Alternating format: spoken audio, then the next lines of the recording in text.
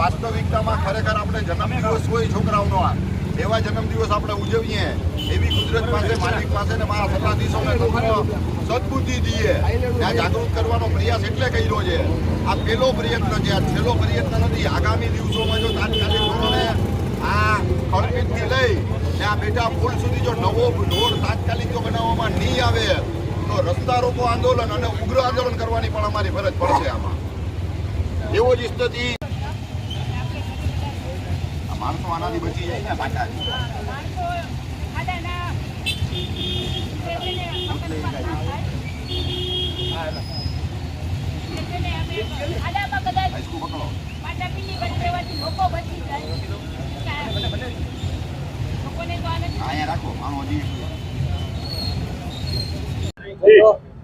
આજે જેને ખરેખર આશ્ચર્યજનક કાર્યક્રમ કહેવાય એવું બધાથી તો પેલે જે આપણે જોઈ જ રહ્યા છીએ મસ્ત મોટા ખાડા એ માત્ર ખાલી ચોમાસાના વરસાદથી નથી થયા પણ છેલ્લા 5 વર્ષથી આ પીડા છે।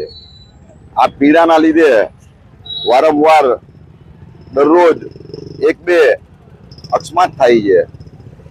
તંત્ર અને સત્તાધીશોને જ્યારે પણ કહીએ ત્યારે માત્ર ને માત્ર ખાલી થાગડ થીગડ કરી નહીં। થાગડ થીગડ માત્ર 8 દિવસ પણ નથી હાલતા।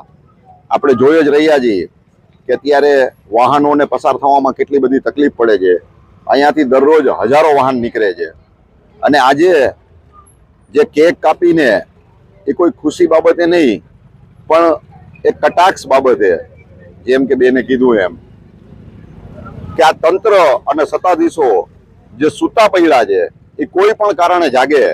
આવા 2 રોડની અમારી અત્યારે સ્વર્ણિમ જયંતિ યોજના હેઠળ તાત્કાલિક સમાવેશ કરી અને કામ કરવાનું। ખડપીટથી લઈ ને અહીંયા બેઠા પુલ સુધી જે જામનગર શહેરના મુખ્ય માર્ગ છે, દરબાગઢ સર્કલથી દરબાગઢથી લઈ અને કાલાવડ બ્રિજ સુધી એક ઈ રોડની પ્રથમ માંગણી છે ને બીજો ખડપીટથી લઈ અને હાપા રોડ વાળો જ્યાં આપણે ઉભા છીએ ને જ્યાં આપણે કાર્યક્રમ આપ્યો એ 2 રોડની માંગણી છે।